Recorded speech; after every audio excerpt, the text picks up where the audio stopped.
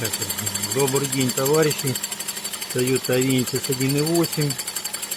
Вот проехал и пошел какой-то вот такой металлический звон. Кто сталкивался, может подскажете, что это может быть? Муфта VVTi или клапана?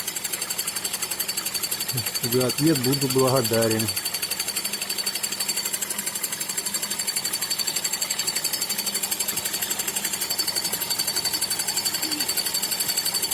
Не могу понять, с какого места идет звон.